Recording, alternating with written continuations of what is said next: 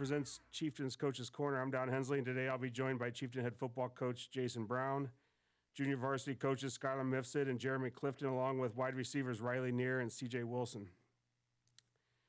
So, Coach Brown, let's start by talking about the absolute explosion that took place in Springfield last Friday night. I mean, I was kind of surprised considering both teams were 5-1. Your thoughts? Well, early on it was back and forth, and then we really just got some big explosive plays on offense that kind of tore the game open.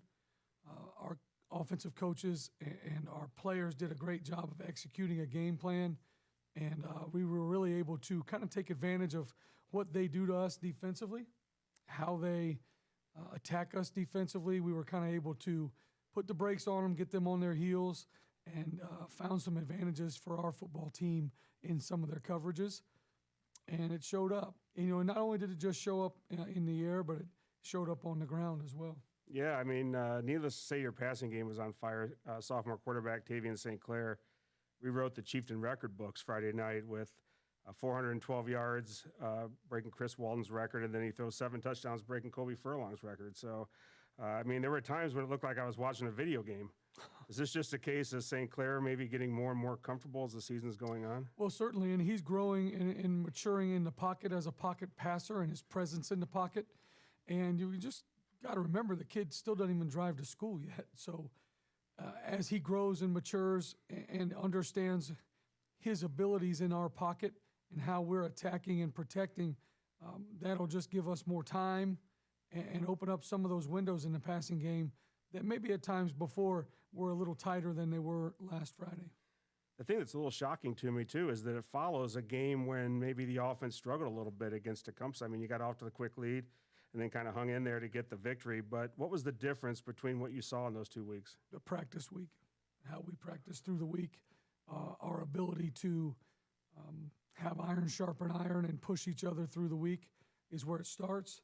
And then I think the next piece of the puzzle is that we got momentum, and really Shawnee was on their heels and really didn't expect us to be, number one, as physical as we were, and number two, as fast and explosive at times.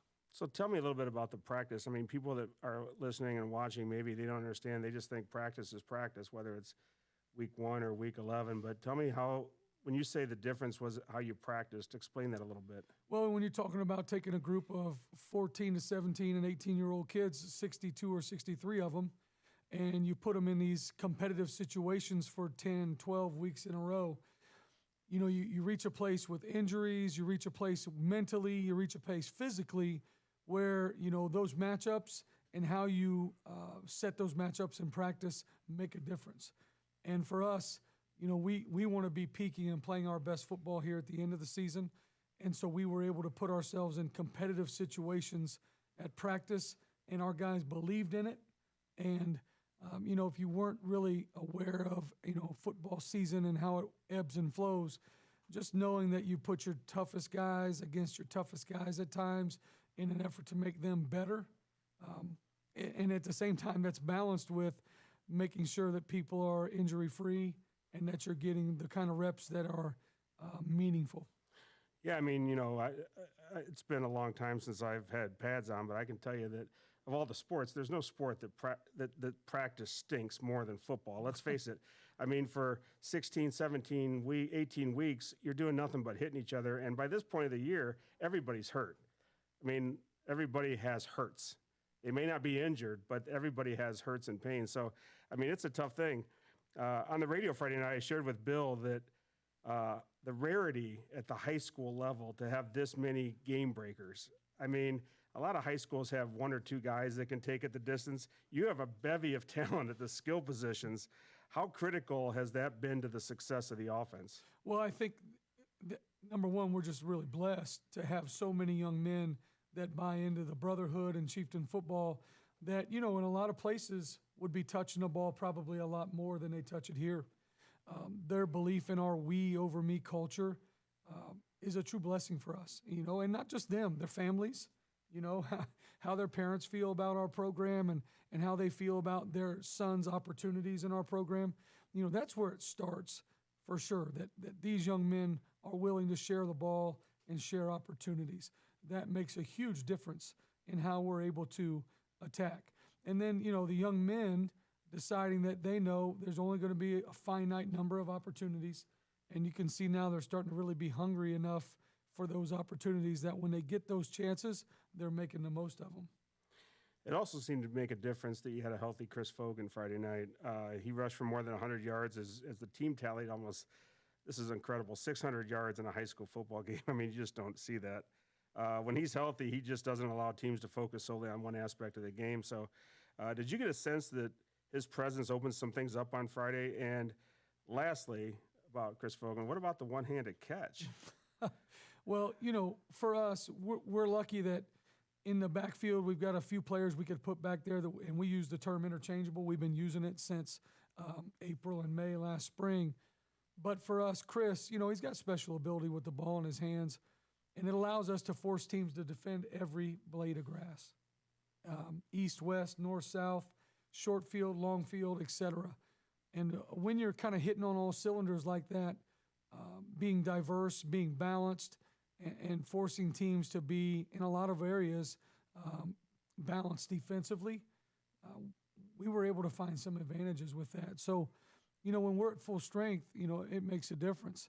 And the best thing about these guys is they know when we're not at full strength that the next guy up is going to come in and make plays and be their very best and give their very best to the team. And again, that goes back to being kind of a we over me culture and believing in one another. We're going to talk to Riley Neer later, but I mean, one of the things when Fogan's been out, you've had to move him to the backfield. Putting him back into that kind of slot position is just another difficult ask of the other team's defense to try to cover that many skilled kids. I mean, and you've got so many kids that can run. That's the thing too, is if you got those three wide receivers plus you're bringing Fogan out. I mean, there's just not that many. You coach defense. There's not that many high school defenses that can cover 4 kids like that. So.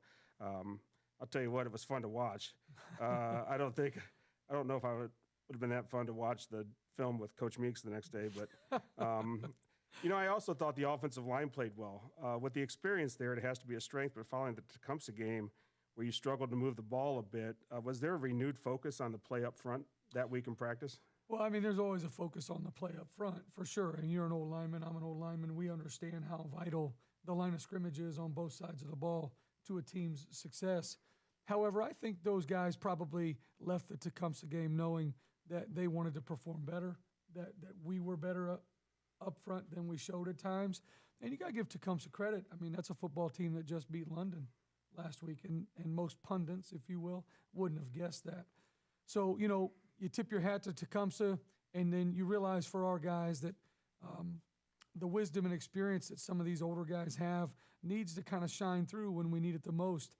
And I don't believe we gave up a sack Friday night. Maybe you could correct me on that. I don't think we did. We rushed the ball for over 100 yards. We almost have 600 yards of offense. If you're not playing well up front, that doesn't happen. So, it starts with those guys. They realize it starts with them.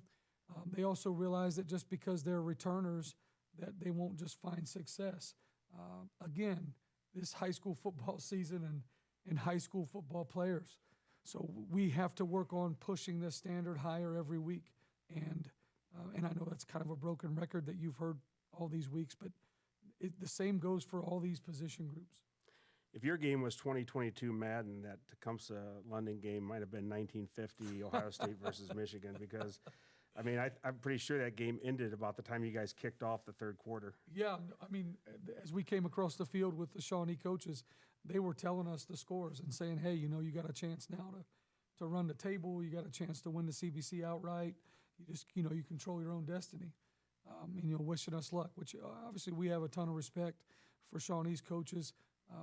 And Coach Meeks and I came in the same year as head coaches in 2003. So, we know each other well. But for us to hear that score on Friday night is a motivator. And to hear the 6-3 score, people probably thought it was a baseball game and not a football game.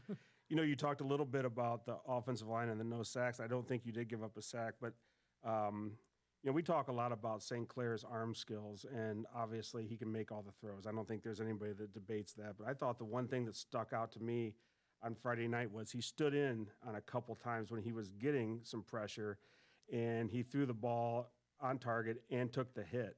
And I think that's one of the biggest growth things I've seen out of him the last few weeks is the ability to stay in the pocket and take the shot and still deliver the ball. And he took a couple shots, for Yeah. sure. And his toughness really shined through for us. And you know what happens is, your offensive linemen look around and they see a guy hanging there and standing there and show growth and show maturity and show the willingness to take a shot. And as an offensive lineman, that's where you look and say, that's my guy.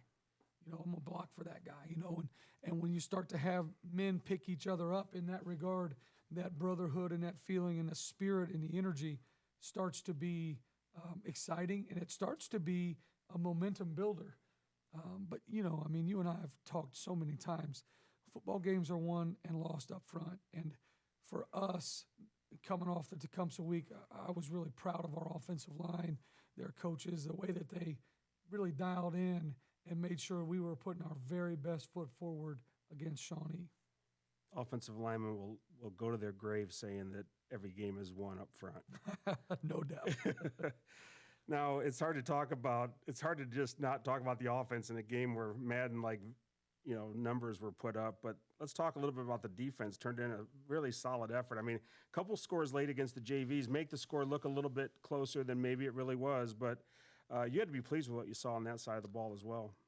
I think if you watched body language at the end of the game, you saw our guys and you saw their guys. And I would just say that defensively, we were physical and we were able to impose our will at times. Now, we gave up some big plays, and that's a result of some of those points. But I think, too, offensively, we saw physicality. Guys that were, bouncing off tackles, yards after contact, yards after the catch. All of that starts to wear on high school players. And defensively, even though early on it was a bit of a slugfest there early, I think as we got to the middle of that second quarter and into the third quarter, into the fourth, we really physically started to impose our will a little bit. And that's probably something that was unexpected for Shawnee. Yeah, and I not to take anything away from Shawnee, they got a great quarterback in their own right, but you guys hit him a lot. And I thought by the third quarter, it was interesting to me, the willingness to take off and run was maybe not quite there like it was early in the game, and he was much more okay with throwing the football, which I think if I was you guys on defense, I'd have been okay with him throwing the ball more than I was with him, making things happen with his feet. Yeah, all you got to do is put on the film. I mean, the big plays that they had throughout the season were run plays, whether they be from their tough, talented running back, number 8 guy, or from their quarterback. So for us, defensively, the idea is to take what do they do best away, or at least take something away and handicap the offense. And I think at times that's what's made us tough to defend, because if you're going to do that, it's a pretty tall task.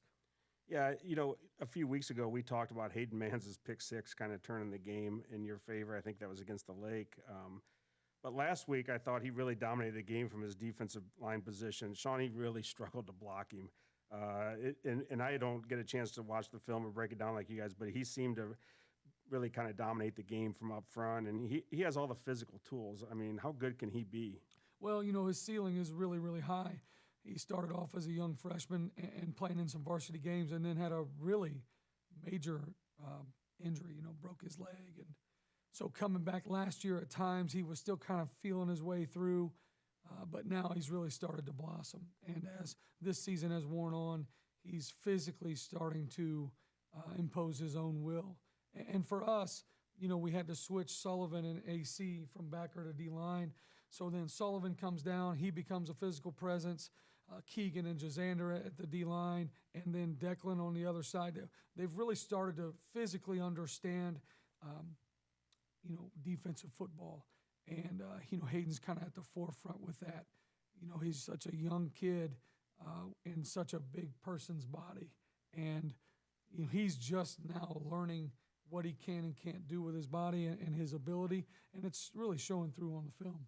He seems to me to be the kind of kid that once he kind of figures out how good he can be, I don't know if he can be stopped. I mean, you can tell when he really is into the game and he gets it going, he's a tough ask for the offensive line. There's no doubt. Tough to block in a lot of ways. And that attitude is starting to spread amongst that defensive front. And there's times where we played well defensively through this season, and even some of those guys, they're returners from last year. But bringing Sullivan down has added an edge to us up front that, in the same way that AC has kind of given us a second-level defender, a different look and feel. And, in the middle of summer, you'd have never guessed that we'd have had to do that or that it would have worked out. But, sometimes the football god stuff happens for a reason. Yeah, I mean, the linebacker play was, again, really strong. Caudell gets the pick when they're coming out of the locker room, which really kind of, I thought, took a lot of air out of the Shawnee attack. And then Ashcraft when they're the solid game. And Eli Moore, he plays sideline to sideline, I think, as well as anyone in the league with the speed that he has. So that group was really strong again. And let's be honest, I thought the defensive backs had a really strong game. I mean, Shawnee likes to throw the ball and kind of took that away a little bit. Yeah, and you got to give credit where credit's due to our defensive backs. At times that's a tough position to play because you're under a magnifying glass. You're out there, and a lot of times in a one-on-one position, big plays happen or don't happen on your watch, under the spotlight, if you will.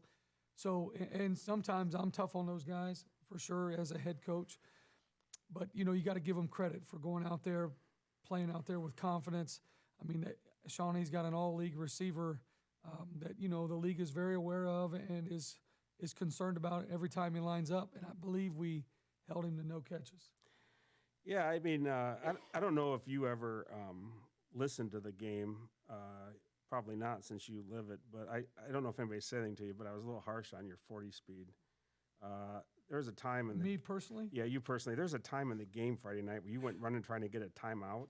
Yes, you sir. took off from the 50 and you ran to the 25. Yes, sir. You were hip to lip, but Yes. the time isn't quite what it used to be maybe back in the early 1990s Yes. because and then I know you kind of broke down into it. You were kind of, once you got there, you broke down a little bit. I think you're trying to catch your breath in order to let the official know that you wanted timeout.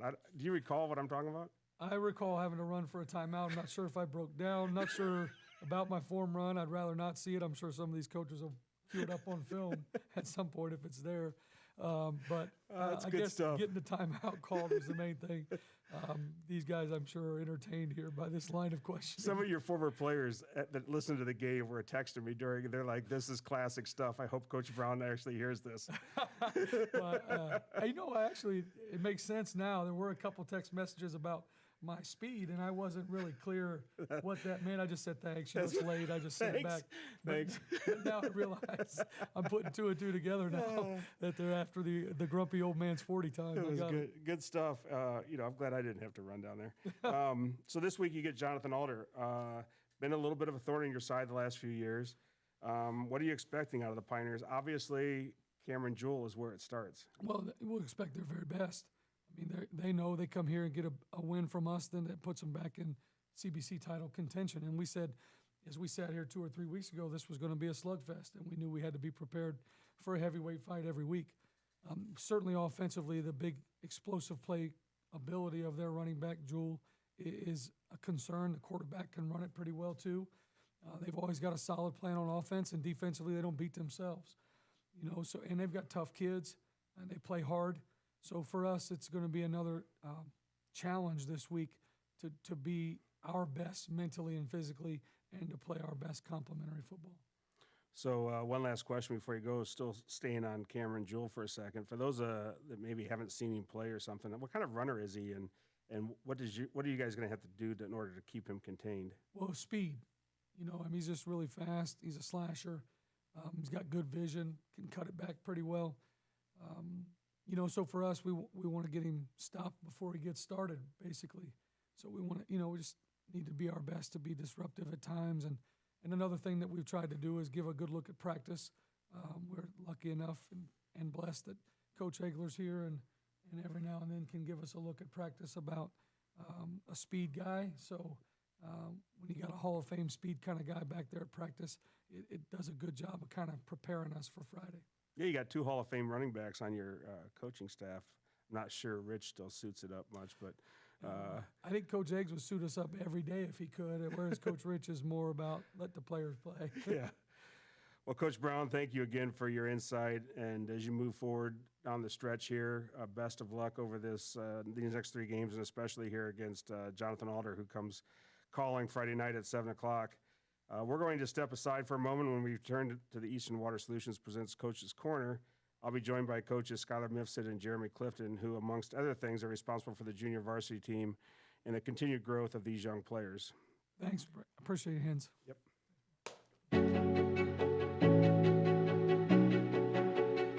This is Trey Daring at Eichholz Daring and Sanford Funeral Homes and Cremation Center. We are committed to providing professional, tailored funeral and cremation services at affordable pricing.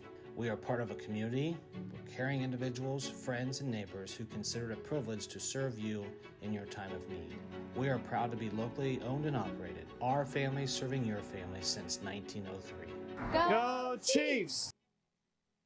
Foresight Insurance and Financial Services is a locally owned and operated financial services provider for the state of Ohio, focusing our efforts on serving the residents of Logan County and surrounding counties. We are located at 1653 US 68 North Bellefontaine. Foresight can help you with all your retirement needs. We specialize in assisting with pension options. We also offer business planning, charitable gifting strategies, as well as life and health insurance. Call today at 937-595-5002. Foresight Insurance and Financial Services, in the business of planning life. Hello, this is Luke Varner from Eastern Water Solutions. How is your water? Does your water need improved? Put my 23 years of experience to work for you. Give me a call today, Luke Varner, Eastern Water Solutions, 592-8379. To the Eastern Water Solutions presents Coach's Corner. This week, I'm pleased to be joined by Skylar Mifsud and Jeremy Clifton. Gentlemen, I see you more than any other coaches because we seem to share a press box on game nights. Before we get into the junior varsity aspect, let's talk a little bit about your other coaching duties. Skylar, let's start with you. What other positions do you coach on the varsity? Yeah, so I coach the receivers on offense. So we kind of split up the coaching roles where you're primary on one side of the ball and then a secondary essentially on another side of the ball. So my primary is the receivers on offense, and then on defense, I help Coach Peitzmeyer with the linebackers as well.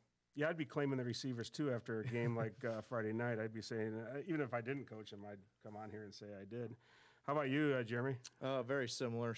I have split role. I coach with Coach Caudill on D-line. I focus more on defensive ends while he's doing tackles, and there's just a bunch of dudes, so we do need two guys. Nothing bothers me more when people say, why do you have all these coaches on the sideline? Well, there's 30 dudes. Someone's got to coach them. And then I help Coach Reed with the offense as well, so offensive line. Yeah, anybody that's ever said that has never had to coach. Yeah, exactly. So, there's 63 dudes. That's right. As I stated earlier, you two are often in the press box Friday night. So for those of people that are listening, what's the responsibility of the coaches in the press box, Skylar? So we're looking for anything that we can see to help our coordinators, whether that be Coach Viansky or Coach Peitzmeyer for him or Coach Kennedy for the offensive side of the ball.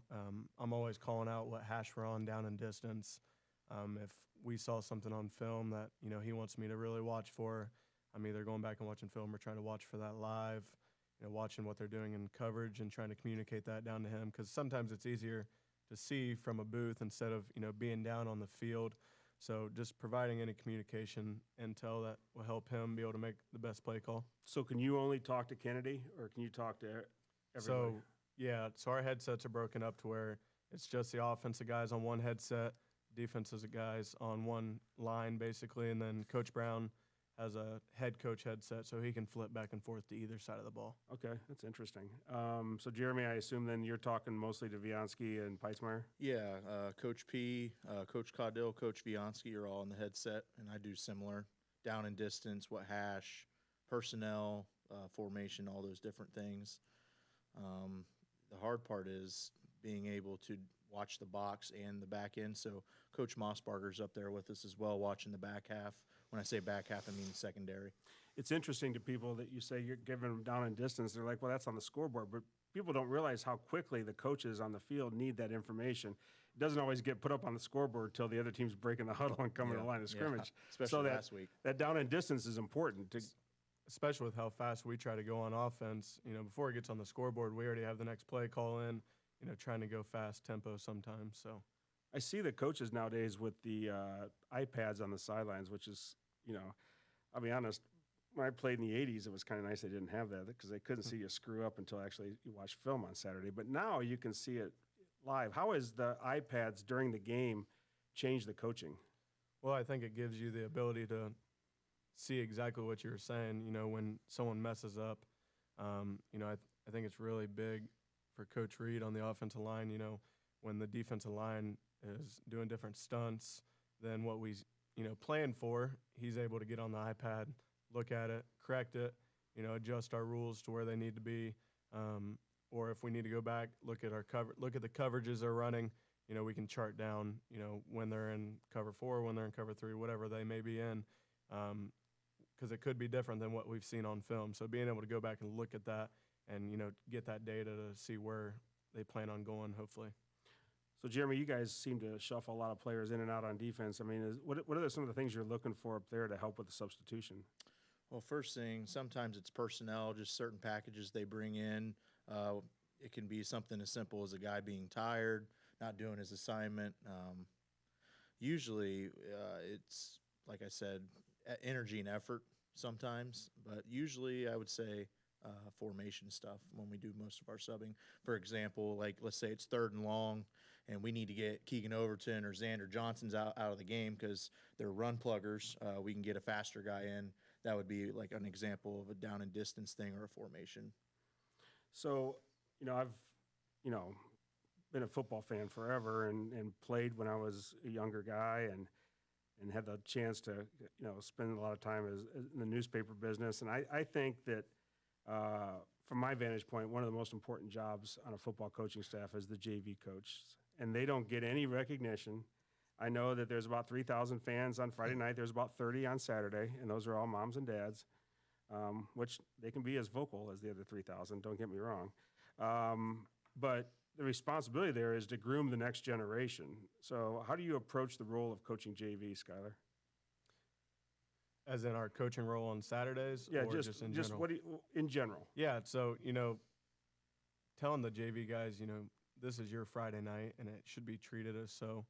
You know, you guys should be excited to play in those games. You don't get to play on Friday night, so it should truly be treated as, you know, your Friday night. You get to play once a week. You know, cherish it because you only get 9 JV games instead of, you know, 10 varsity games. So you already lose one there. So, you know, cherish every time you get to be able to actually play. Jeremy, are you guys, I'm going to get into the game stuff a little bit here in a second, but are you guys constantly in like Coach Brown and some of the other coaches' ears about who's looking good, who's developing, who's maybe behind schedule a little bit in developing? Is there that kind of discussion during the season, or does most of that happen off season? I would say we talk every day.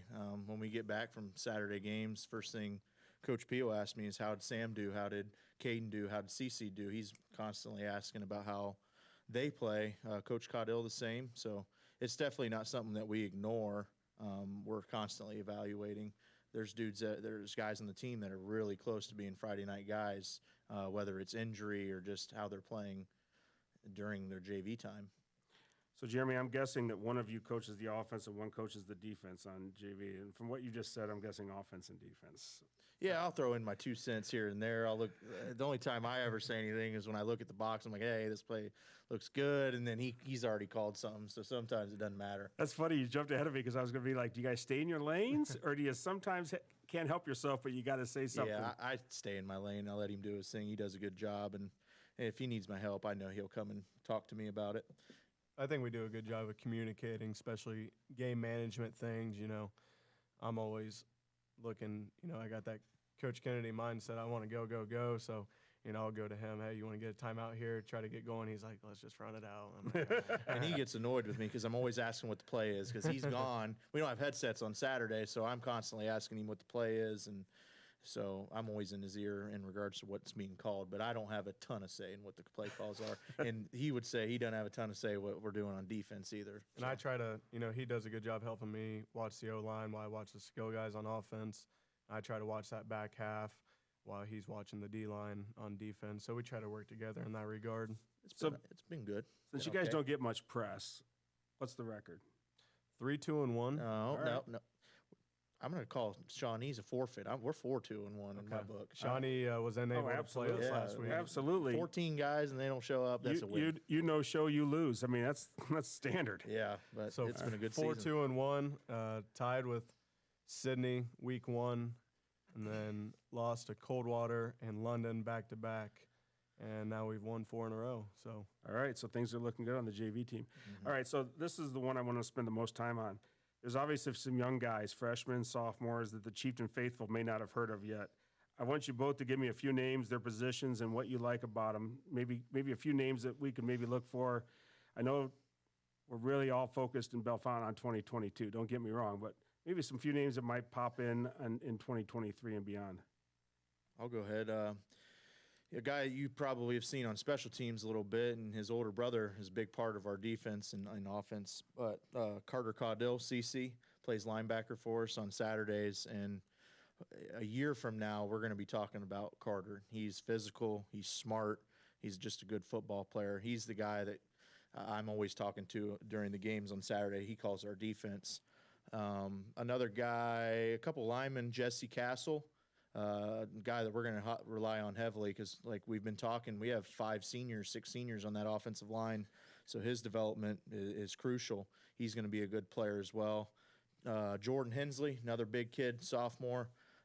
He's just got to keep working on his technique, getting stronger, but next year he's a guy that you could see on the D-line especially. And another guy I'm going to throw some shout out to is sophomore John Hoffman. Never played football until this year, and I've just been impressed with how he approaches every day. He's jumping on every scout team. Like today, he was taking a beating on scout team, but he gives a good look. He goes hard, big kid, smart, and he's just a good student athlete. I have him in class. He's a great kid, so hopefully we're going to see him in the next couple of years as well. the first guy I'll start with is Caden Folk. He's a freshman. He plays that slot receiver, running back, similar to what Riley Neer plays on Friday night. He's a freshman, good, respectful kid, and he's a really hard worker, tough kid. He's going to be a good player for us down the road. Patrick Stahly, he's a freshman. He plays safety and receiver for us. Once again, another good, respectful kid and hard worker. He makes plays with the ball in his hands, and for a freshman, you know, his ability to catch the ball is really nice. That's Henry's boy, right? Yes. Okay. Yep. And then Brody Boy, he's a sophomore. He plays our H-back position or tight end, and then he also plays safety on defense. He's our varsity long snapper, so you see him on Friday nights some. And he's, you know, we've had a tradition of boys come through the school at this point. So, you know, he's very close. He's not far away. His name's mentioned, you know, every week. He's not far off. And the last guy I'll mention, Sam Varian, sophomore linebacker, also plays that H-back position for us. And he is a guy that is really close as well. I look forward to, you know, seeing those two, especially just because how close they are right now. Next year, just another year of development. They're going to be players that we'll have to count on. All right, last question. Everybody talks about the fact that we're going to have 2 junior wide receivers on next year. There's a lot of juniors and a lot of sophomore skilled kids. But like you said, there's a lot of seniors on the offensive line. Everybody's kind of curious, especially myself, about what does the future offensive line look like. Is that a point of emphasis at the JV level right now, is developing some kids to play on that offensive line? Yeah, and, you know, I think they know that as well, that, you know, you can look on Friday night and, you know, go down the line and you see at least 4 seniors out there at a time, sometimes 3. But, you know, right now, other than Jack and Parker, there's no other guys taking reps that aren't seniors really. So Coach Reed's done a good job of taking those younger guys, like during practice, when there's time that he can wiggle and get them free to work with them, because it is a focal point, because we need to fill those positions. And, you know, it's open tryouts essentially, and, you know, it's a key part to our success moving forward. You know, we, like you said, we have plenty of skilled guys that are, you know, juniors or sophomores, but we will have some holes to fill. But, you know, we have some guys that will be ready to go with another year of development that will be able to fill in. That's great, guys. Keep up the good work of developing the pipeline. It's been a pleasure talking with you. We're going to take a break, and when we return, we'll be joined by a pair of junior wideouts that were a big part of the offensive explosion Friday night.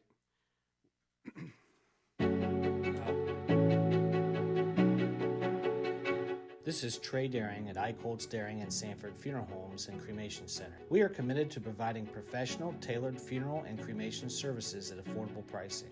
We are part of a community where caring individuals, friends, and neighbors who consider it a privilege to serve you in your time of need. We are proud to be locally owned and operated. Our family serving your family since 1903. Go Chiefs! Foresight Insurance and Financial Services is a locally owned and operated financial services provider for the state of Ohio, focusing our efforts on serving the residents of Logan County and surrounding counties. We are located at 1653 US 68 North Bellefontaine. Foresight can help you with all your retirement needs. We specialize in assisting with pension options. We also offer business planning, charitable gifting strategies, as well as life and health insurance. Call today at 937-595-5002. Foresight Insurance and Financial Services, in the business of planning life. Hello, this is Luke Varner from Easton Water Solutions. How is your water? Does your water need improved?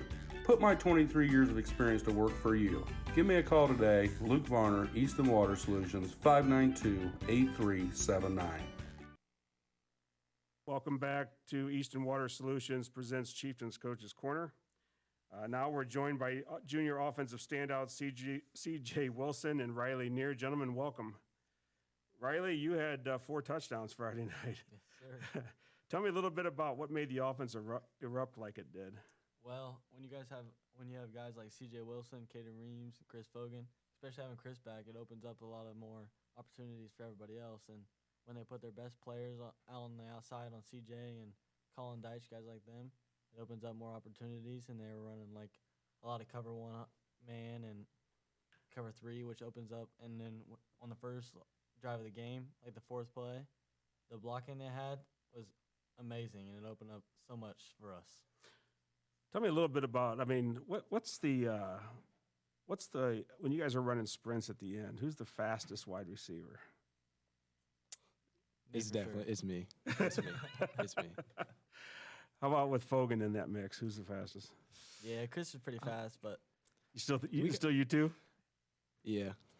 I mean, we're all pretty fast. yeah, We're all like, it's all close. it's a mix up. There's game breakers all over the place. Yeah. CJ, you lead the league in receiving yards, and it seems like the last few weeks you and Tavian have really clicked. I told Coach Brown a couple weeks ago that watching you from last year to this year, the biggest difference I see is your willingness and your ability to compete for the 50-50 balls. Yeah. It seems like that's been the real big thing this year, is especially you've gotten some back shoulder throws, some throws where he's just thrown it up, and you've just out-competed for the ball.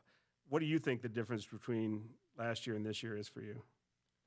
Well, probably just my toughness, probably my yards after the catch, probably just, I don't know, just compete for those 50-50 balls like you said, and just that determination to score the ball. Yards after catch, last week on the 1 touchdown, he just hit you on a crossing, or kind of like looked like maybe a post pattern, and you outran the defense against Shawnee. Yeah. They had 3 guys that had the angle on you, and none of them touched I thought you. one of them was going to catch me to my right. I think it was Zion Crow. He was about to take my legs out, but No can do, huh? no. So, Riley, you've been lined up all over the field this year, kind of a Swiss Army knife for the Chiefs, if you will. I think you've played running back, you've thrown the ball, you've played in the slot. Do you like that ability to play all over? Yeah, it always helps out the team when you're able to do all those things, and especially when guys like Chris dealt with an injury the past few weeks, it really helped the team out, and just being able to be flexible and, as Coach Brown likes to say, interchangeable.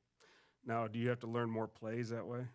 Well, come from the quarterback position, I've been used to that my whole life, so getting to know every position and all the plays it's nothing like too overwhelming. So, CJ, you had a pair of touchdowns Friday to give you 6 on the season. Let's talk about the first score. We kind of talked about that earlier, but do you think that a lot of teams underestimate your speed a little bit? 'Cause that's not the first time that's happened, where a couple guys had angles on you and you outran them. Not really. They probably see the film and see past games I've been able to catch and run for 50 yards. And really, they've probably just seen the film. Now, do you like playing wide receiver or punter better? Wide receiver for sure. Okay, I'm just wide checking. receiver for sure. I'm just checking because you are a good punter though. Thank you. But Thank you. you're still more of a wide receiver. I've never really practiced being a punter. You don't? No, I really. We do it, but before I've never really practiced being a punter. So Riley, we talk, Bill Tipple and I talk a lot on the radio about your running ability, and I mean, not only do you have the straight line speed, but you're awfully shifty too. It seems like nobody can really ever square you up.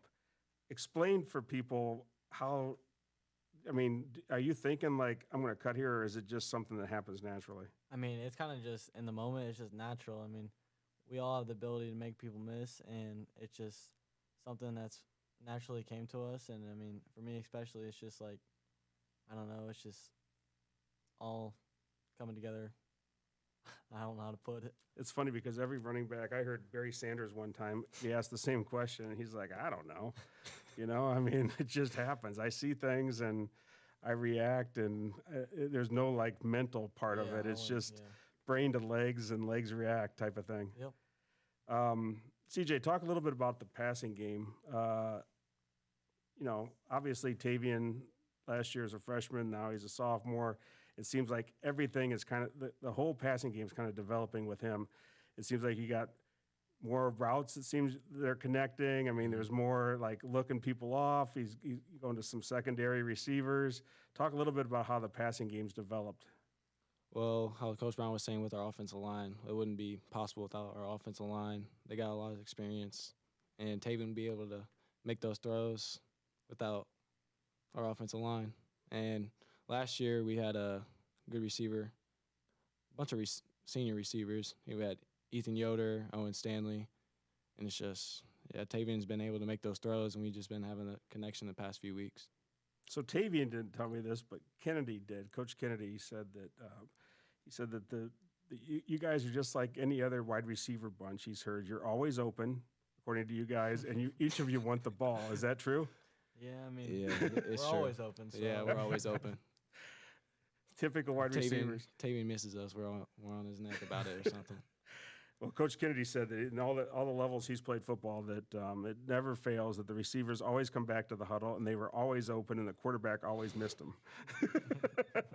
We always get on him. He'll be like, my bad. Now, Next Riley, play. you played quarterback, so you can't be too hard on the quarterback. Well, I still like to mess with him a little bit. So, Riley, after last week, I'm sure many fans are thinking that after a performance like that, it just really can't be topped. So how do you guys continue to stay focused after a game like that?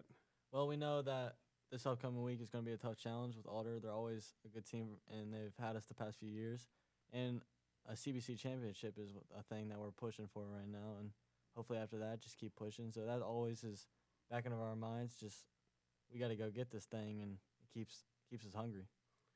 And CJ, final question. So you guys really have it rolling right now, but there's a lot of talk, people like myself, but in the community, a lot of talk about much farther down the road. How do you guys keep yourself focused on like Friday night and keeping it all kind of real in the moment? Well, like what Coach Brown said, we have to have a good week of practice, just every week, every day, getting better, preparing for the opponent we're about to play, just that week. Just watching film, just getting prepared for that week. Well, guys, great answers. I just want to tell you, it's a pleasure to watch both of you play. So keep it going this Friday night when Jonathan Alder comes to Action Sports Stadium for senior night, which is the last regular season home game for Bellefontaine. I emphasize the word home, or actually not home, but regular season. Hopefully there's some home games in addition to senior night. For Coach Brown and all the guests tonight, this is Don Hensley saying thank you for joining us this week for the Eastern Water Solutions Presents Chieftain Coaches Corner.